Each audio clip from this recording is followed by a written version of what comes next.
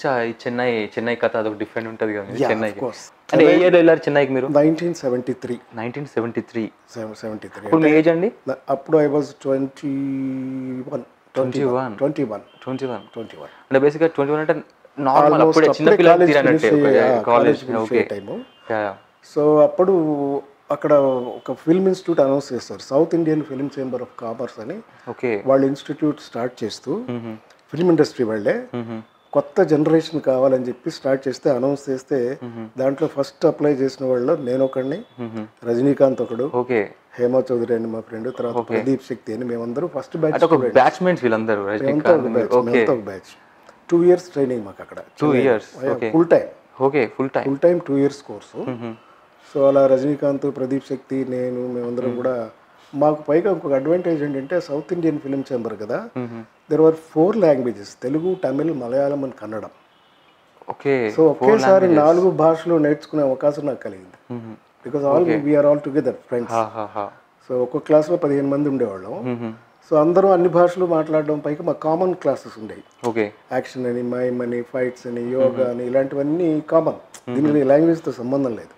So ఒకేసారి ఆ 2 ఏళ్లలో నాకు అన్ని భాషలు తెలుసుకునే అవకాశం కూడా నాకు వచ్చేసింది. ఓకే. సో ప్యారలల్గా యాక్టింగ్ నేర్చుకుంటూ ఇటు భాషలు, డాన్స్ కూడా నేర్చుకోవడం జరిగింది. So I learned Kathak also, classical Kathak. Okay. Nice. Kathak dance నేర్చుకున్నాను.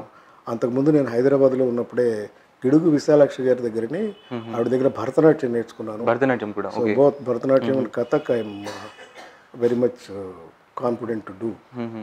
అలా కెరీర్ అలాగా స్టార్ట్ అయింది.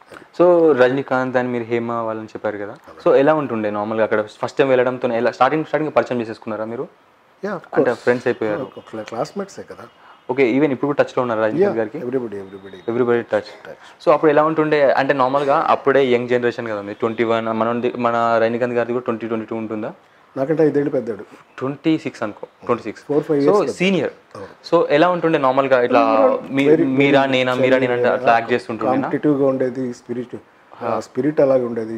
So we use to learn and do things. చెప్పండి సార్. నార్మల్‌గా అప్పుడు మీకు కాంపిటేటివ్ ఉంటుండే కదా, అది నేను మంచి చేయాలి, నువ్వు మంచి చేయాలి, నువ్వా నేనా ఉంటుండే. ఇప్పుడు ఈ జనరేషన్ వాళ్ళకు ఉందా? ఉంటుంది, ఎప్పుడు ఉంటుంది. దిట్స్ స్ట్రగుల్ అనేది ఎప్పుడు తప్పదు. సో ఆ స్ట్రగుల్ ఉంటుంది, at the same time competition ఉంటుంది. సో ఎవరికి టాలెంట్ని వాళ్ళు ప్రూవ్ చేసుకోవడానికి they have to struggle a lot. Okay. Hero అవుదాం అనుకున్నారా మీరు? ఎలా అనుకున్నారు మీరు? Of course basically I want to become an artist. Either hero కాదా అనేది పక్కన పెడితే, I want to become an artist, a good actor. Okay. మంచి యాక్టర్ అనిపించుకోవాలి. సో అందుకనే ఆ ట్రైనింగ్కి వెళ్ళాం. Okay. 2 years full time training వెళ్ళడం అంటే మాటలు కాదు కదా.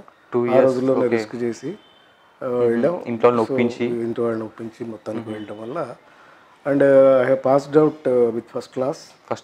నైస్. తర్వాత నాకు రాజేంద్ర ప్రసాద్ 1 year జూనియర్ ఇన్స్టిట్యూట్లో. రాజేంద్ర ప్రసాద్ గారు. 1 year జూనియర్.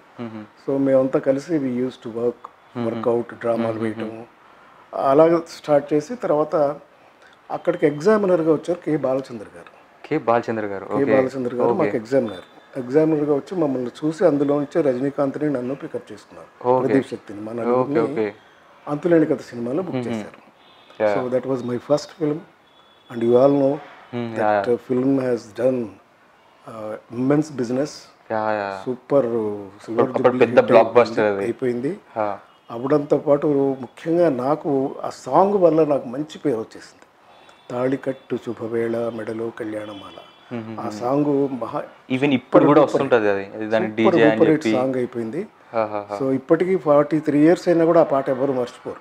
అంత మంచి సాంగ్, మిమిక్రీతో ఇన్వాల్వ్ అయిన సాంగ్ కనుక it was a very popular song. And ఆ సాంగే నాకు బాగా లైఫ్ కూడా ఇచ్చింది. So picture was super duper hit. Okay.